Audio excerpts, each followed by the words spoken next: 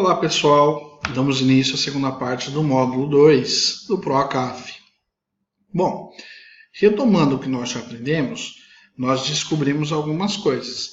O que são distratores, o que é resposta a gabarito, nós descobrimos que as questões devem ser de múltiplas escolhas e seguindo alguns parâmetros.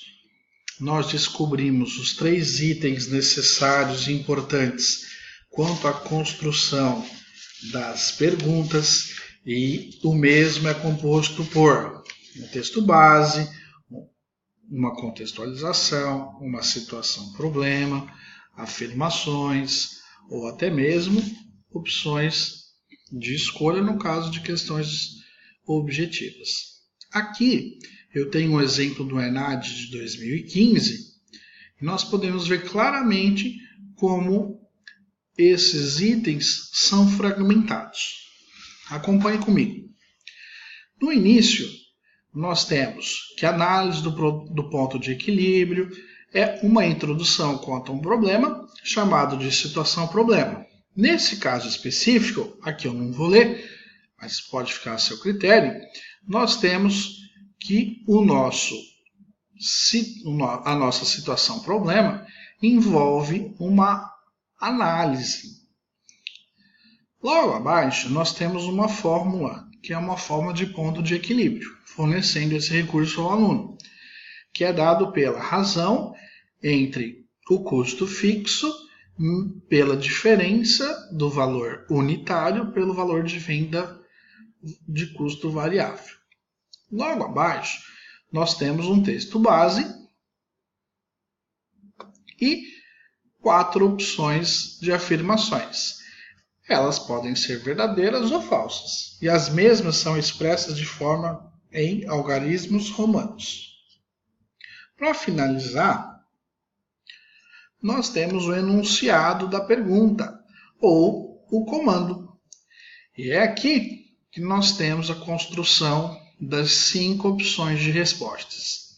É nesse item que o professor deve levar em consideração a resposta correta, que é o gabarito, e as outras 4 opções de respostas como sendo os distratores. Nesse caso específico, as opções de resposta seguem uma ordem natural, ali, seja crescente ou decrescente.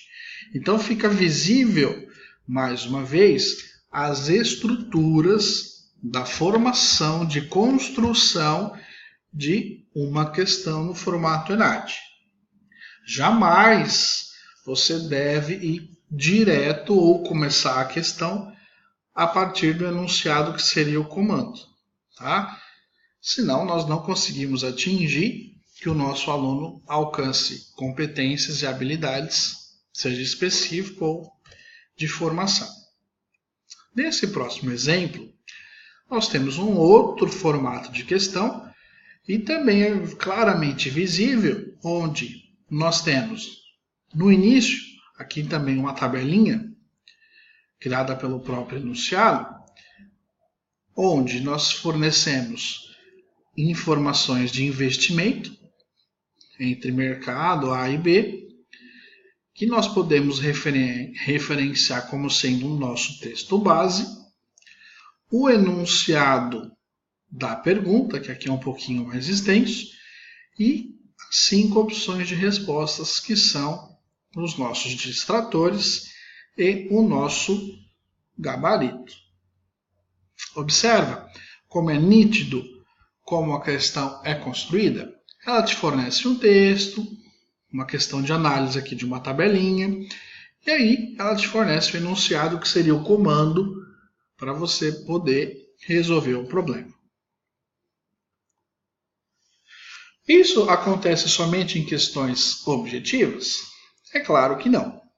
Aqui nós vamos contemplar também os itens das questões discursivas. Bom, nessa figura nós podemos retratar a evolução do conhecimento. Ela é a mais atualizada e ela expressa os verbos cognitivos da taxonomia de Bloom, onde avaliar deu espaço ao criar como sendo o item almejado aos nossos estudantes. Esse domínio cognitivo que é estruturada nos níveis de complexidade crescente, significa que para adquirir uma nova habilidade pertencente ao próximo nível, o indivíduo precisa ter dominado e adquirido uma habilidade anterior, senão ele não consegue subir os degraus. E essa teoria baseia-se no fato de que o indivíduo somente pode compreender e aplicar um determinado conceito depois que conhecê-lo. Neste sentido, a taxonomia não é simplesmente um modelo de classificação, mas uma possibilidade de organização hierárquica dos processos cognitivos, seguindo os níveis de complexidade e objetivos planejados e desejados. É aqui que é bastante coerente a nossa estruturação de plano de ensino, seguindo diretrizes, seguindo os nossos verbos da taxonomia e, como reflexo, a nossa formação de conhecimento durante as aulas, em sala de aula, e construção de avaliação, seguindo todos esses requisitos para identificar se o nosso aluno consegue ter o domínio de avançar de nível ou não. Aqui nós temos um exemplo das questões discursivas do ENAD. Observa que ela te fornece um texto base, tá? Nesse caso específico, ele foi adaptado e fornece a sua referência bibliográfica. A partir do texto base, nós temos o enunciado da pergunta, que seria o nosso comando, que se expressa como: considerando as informações apresentadas, elabore um texto dissertativo acerca do tema a seguir. Consumo sustentável, o papel do consumidor e das empresas. O que se espera que o aluno consiga desenvolver? Em seu texto, nós aqui apresentamos itens em formas de pontuação. Isso é bastante interessante também, para não dar brecha quanto correção de questões para os alunos. Ah, professor, eu escrevi a mesma coisa, o senhor deu certo para ele e meio certo para mim. Eu acho extremamente necessário que o professor limite os itens quanto à questão quantitativa pontual, de modo a não fornecer dúvidas quanto ao aluno. No nosso caso do ENAD, ele fornece 3 pontos ao item A, 4 pontos ao item B, e 3 pontos ao item C. A tarefa nada mais é do que a construção de um texto, que será exigido que o estudante compreenda o texto base, que ele aplique conceitos, que ele analise, que ele consiga avaliar e até mesmo criar alguma situação. Observa que a partir de então, nós temos ali 10 linhas, que é o nosso espaço para a resposta do aluno.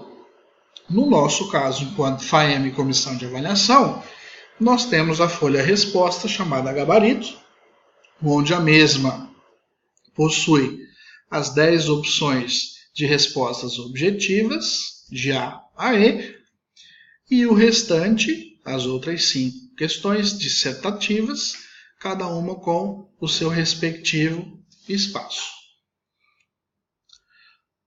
Valeu, pessoal. Essas são as nossas referências. Eu espero que vocês tenham gostado. Estamos abertos a sugestões. E é isso aí. Eu espero que todos consigam alcançar as suas competências e habilidades e transformando os nossos alunos em alunos mais proativos. Um abraço. Até a próxima.